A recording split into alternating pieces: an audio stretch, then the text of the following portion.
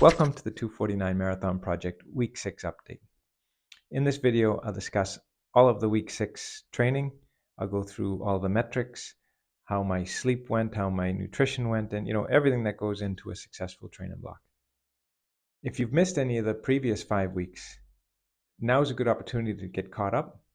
There's 5 weekly updates, and there was also a total of 7 training sessions videos that discuss the upcoming weekly training sessions, and then the updates go through how the previous week's training sessions went, and I go through my weekly goals and targets and things like that. If this content is of interest to you, maybe you're a marathon runner, maybe you're training for a sub 250 marathon somewhere, I would really appreciate it if you hit that subscribe button. It doesn't cost you anything. You'll not get spammed with emails. It's just a way to put the 249 Marathon Project in front of more people, maybe get some enthusiasm behind it, and hold me accountable, and ultimately make it more achievable for me. If you're unfamiliar with what I'm trying to do with the 249 Marathon Project, I'll just go through it real quick here. I'm a 55-year-old man. I'm a stroke survivor. I've had heart surgery, and ever since these episodes in my life, my running has just made an enormous impact on my life. It was a big part of my life before, but if it was big then, it's enormous now. I've hit some targets. I've hit some goals that many over 50s, over 40s, many people in general may have felt were unreachable.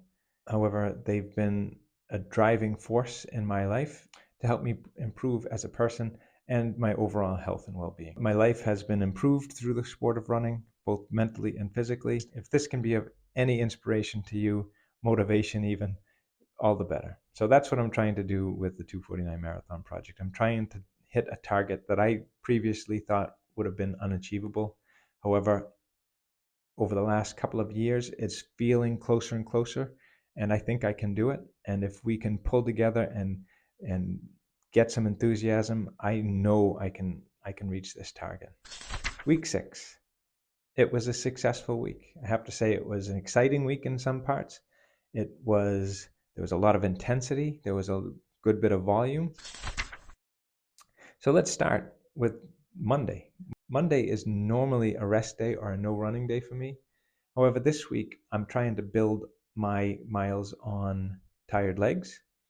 I was looking to get some intensity into the training on tired legs, and I achieved that. And I ultimately did that by not having a rest day. The Monday's run, it wasn't a particularly intense run. It was a 4-miler, easy effort. I took the dog.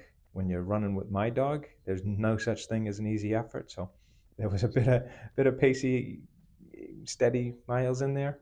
But overall, 4K, it was grand. Enjoyed it. The weather is getting cooler, and that makes a big difference. And I can definitely, without question, feel the difference in my pace. That was a question I had going into this week, and I am pleased to say I'm feeling the pace back in my legs now that the temperatures have dropped out of the 30s and into the 20s and into the low 20s even. So Monday was a great day, got the run in. The only bit about Monday I would say that was kind of an anomaly was the amount of sleep I got. I got over 9 hours sleep. 9 hours and 19 minutes is significant.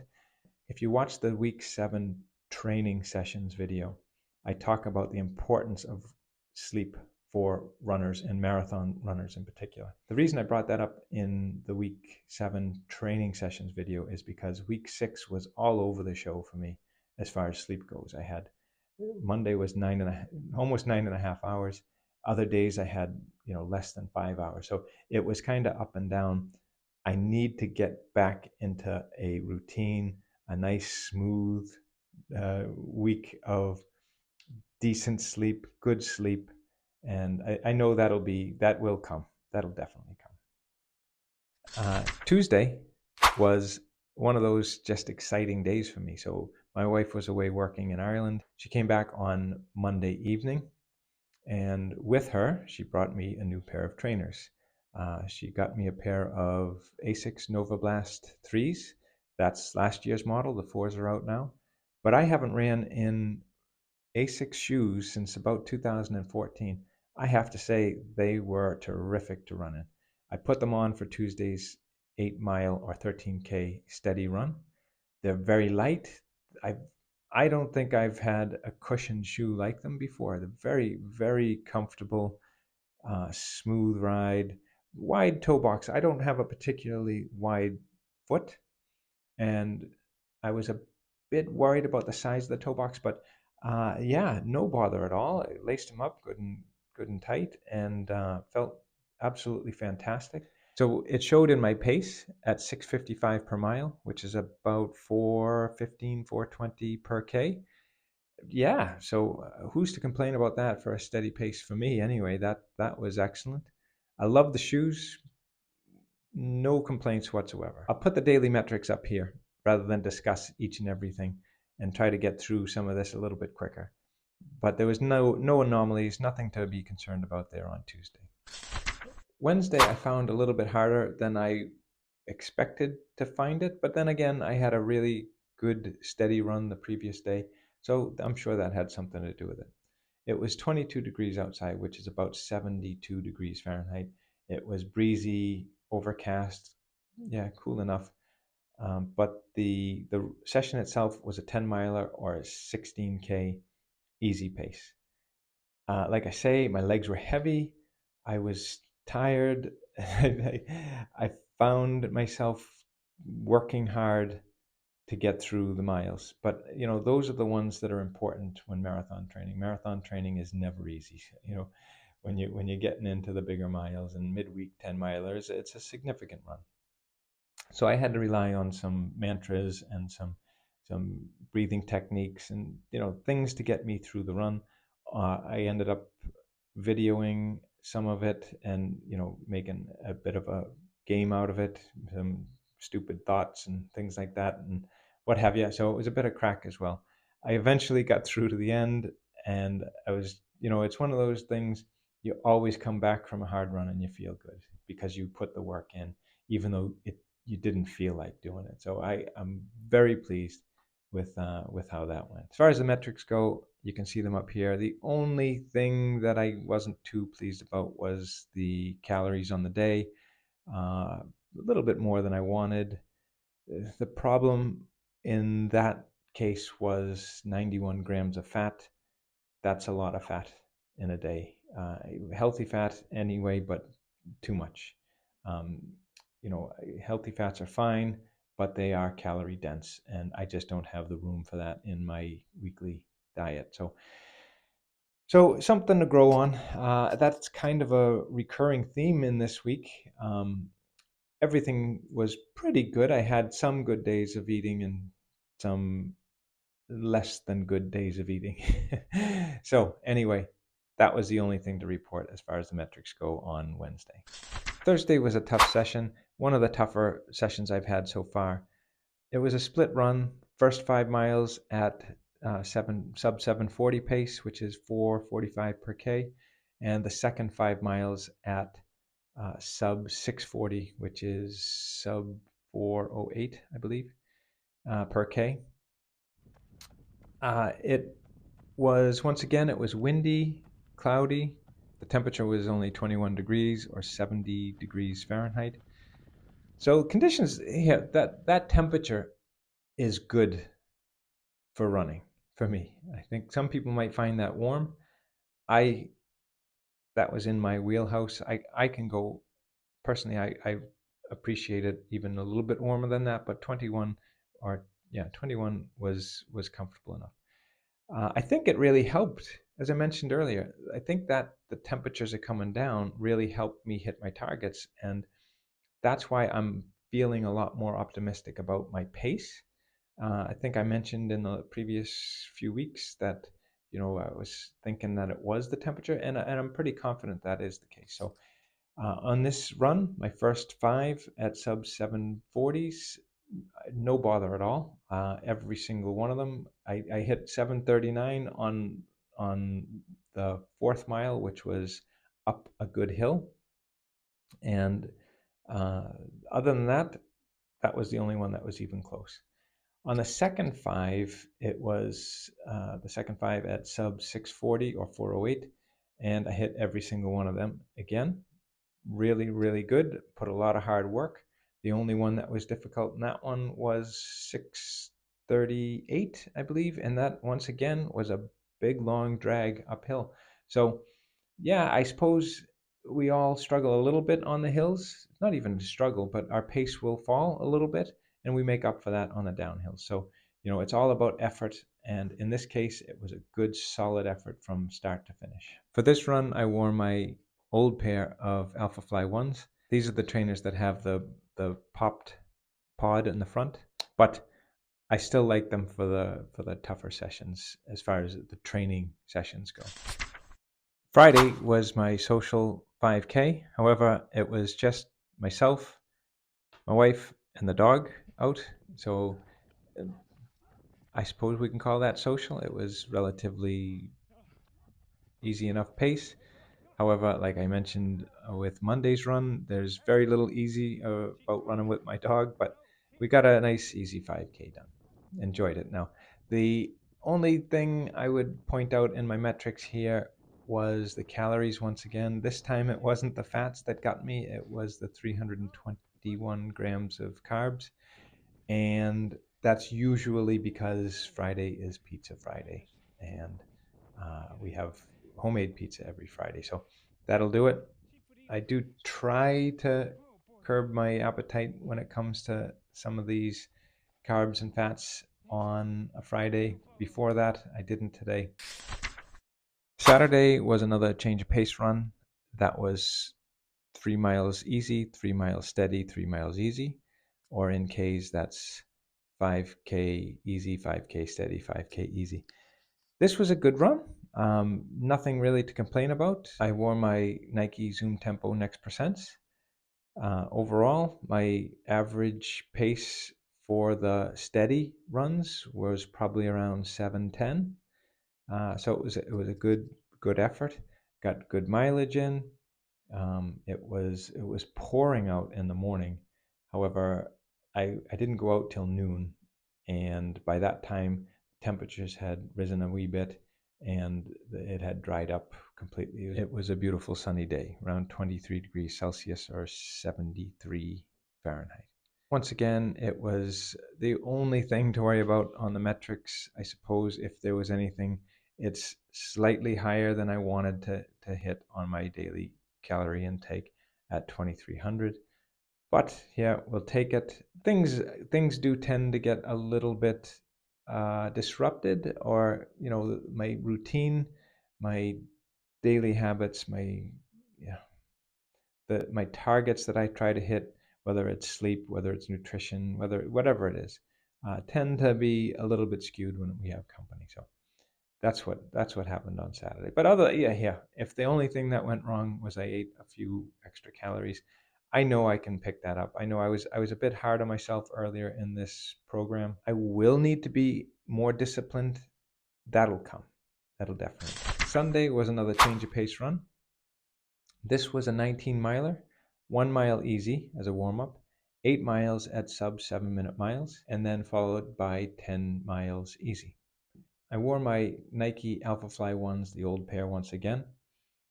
Uh, I I ran well on my 8 miles sub sevens. There were 3 miles that were over 7. There was one at 7:04, one at 7:20, and another one at 7:11. Other than that, I had the first and the last of the pacey miles were at 6:21. The difference between the ones that were over the 7 and the ones that were under the 7 was the elevation. There was the 1 mile that I ran 7:20. The elevation was an absolute killer. It was nearly the whole mile was up a big drag. It wasn't even a drag. It was up a good size hill.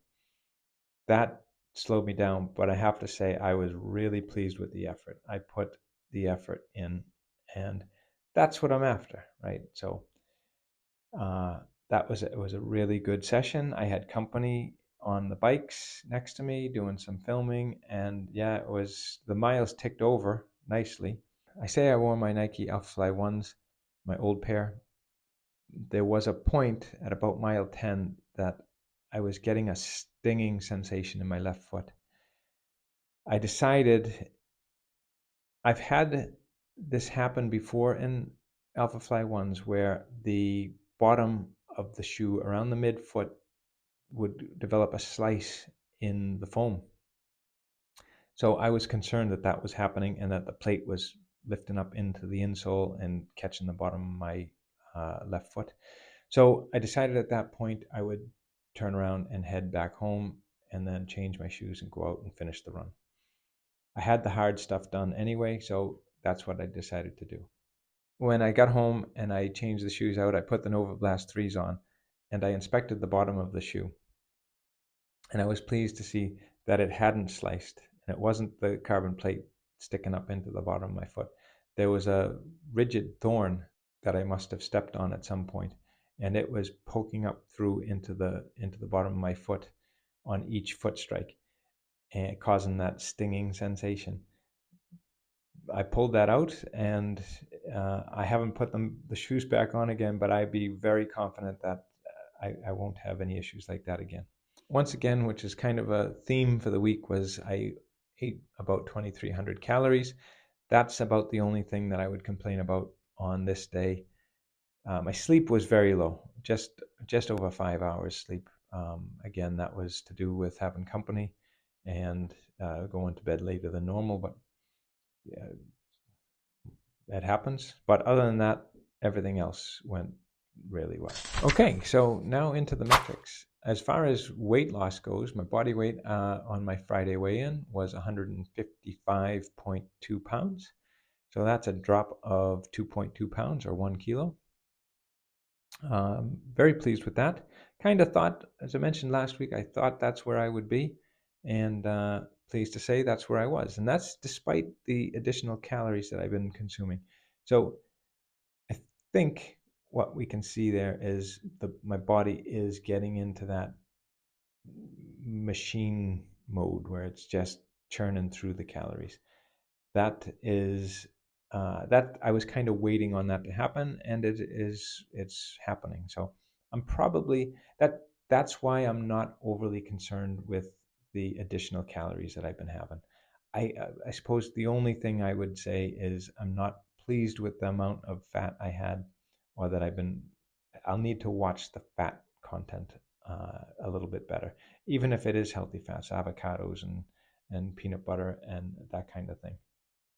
However, it's working. My weekly daily average resting heart rate came in at 41, which is a +3 from last week. Again, I don't know. I'm just telling you what the watch said. So it could be anything. It mightn't be anything at all. I'm not worried about it. 41 is still relatively low. And yeah, it's grand. My nightly average of sleep was 6:33. That's fine. That's actually spot on. There were highs, there were lows, but 6:33. If I could be 6:33 every night, I'd be a happy camper. As far as nutrition goes, my protein intake was 148 grams per day, average, excellent. That's pretty much what I'm looking for. As far as water goes, I was over 3 liters of water per day on average. That's again excellent. Even though the temperatures have dropped, I'm still getting plenty of water. And my weekly volume was 64 miles, 103 kilometers. Spot on. I'll continue to grow on that. This week coming will be 70 miles, so that's a nice 10% jump-ish. Now, as far as lessons learned, I think the only thing I'm going to maybe adjust going forward on the back of this week from what I learned. So when I have some marathon pace miles on a Sunday long run, I think I want to set myself up better to hit those targets. The fact that I had decent volume this week, but more steady miles and hard miles thrown in, the intensity was was pretty high this week. Um, in week 7, I don't have any marathon pace miles in my Sunday run. Week 7 is just a long run on Sunday.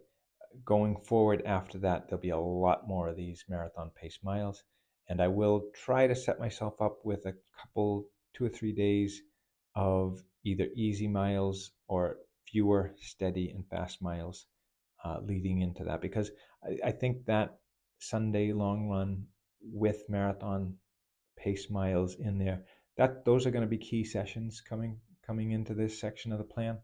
So I'm going to be very conscious of that I want to hit my targets, or at least get a little bit closer to the target. Okay, other than that, it's been a great week. I'm looking forward to getting stuck into week 7, and I will see you on Friday with the week 8 training sessions.